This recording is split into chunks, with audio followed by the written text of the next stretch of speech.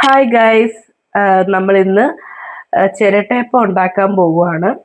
ചിരട്ടയപ്പം ഉണ്ടാക്കാനായിട്ട് അതിന് മാവൊക്കെ കലക്കി വെച്ചിട്ടുണ്ട്. അരിമാവ്, പഞ്ചസാര, തേങ്ങാപ്പാല്, ഏലക്ക ഇതെല്ലാം കലക്കി വെച്ചിരിക്കുകയാണ്. മാവെല്ലാം കലക്കി വെച്ചിട്ടുണ്ട്. എല്ലാം റെഡിയായിരിക്കുകയാണ്. നമ്മൾ പിന്നെ ഇത് ചിരട്ടയിലാണ് വെക്കാൻ പോകുന്നത്. ചിരട്ടയപ്പത്തിന് വേണ്ടി പാത്രങ്ങളൊക്കെ ചൂടാക്കാൻ വെച്ചിട്ടുണ്ട്. ഹലോ ഗൈസ്, നമ്മളിപ്പോൾ ചിരട്ടയപ്പം ചെയ്യാനുള്ള ഇതൊക്കെ ചൂടായിട്ടുണ്ട്. അതിൻ്റെ അകത്ത് മാവ് ഒഴിക്കാൻ പോവുകയാണ്. മാവ് ഒഴിച്ച്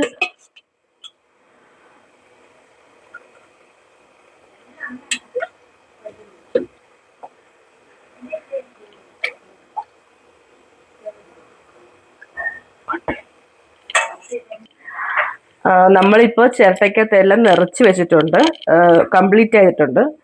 ഇനി ഒരു 15 മിനിറ്റ് കഴിഞ്ഞ് ഒരു 15-20 മിനിറ്റ് ഇത് വേവണം. എന്നിട്ട് ഇത് അടച്ച് വെക്കുകയാണ് നമ്മളിപ്പോൾ. ഇനി അടച്ച് വെന്തോന്നൊന്ന് നോക്കാം.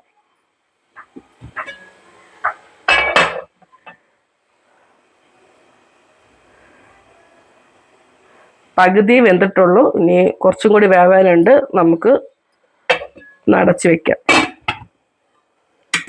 നമ്മുടെ ചിരട്ടയപ്പം റെഡി ആയിട്ടുണ്ട്. അത് നമുക്ക് എടുക്കാം. ആവി വറക്കുന്ന കണ്ട.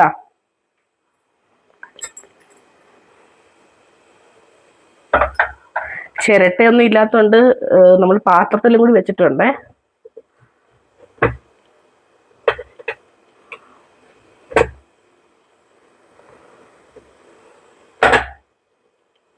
പാത്രത്തിൽ എടുക്കാൻ എളുപ്പമായിരുന്നു. ചിരട്ടയിൽ ഇച്ചിരി ചൂടായോണ്ട്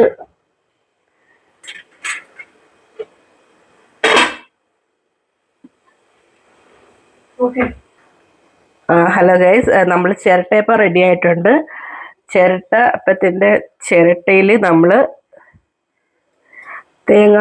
ഇതിൽ തേങ്ങാപ്പാൽ ഒഴിച്ചും കൂടിയാണ് കഴിക്കേണ്ടത്. തേങ്ങാപ്പാൽ ഒഴിച്ച് നമ്മൾ കഴിക്കുന്നു. പണ്ടൊക്കെ നമ്മൾ കൈകൊണ്ടൊക്കെയാണ് കഴിക്കുന്നത്. അതാണ് പ്രത്യേക ടേസ്റ്റാണ്.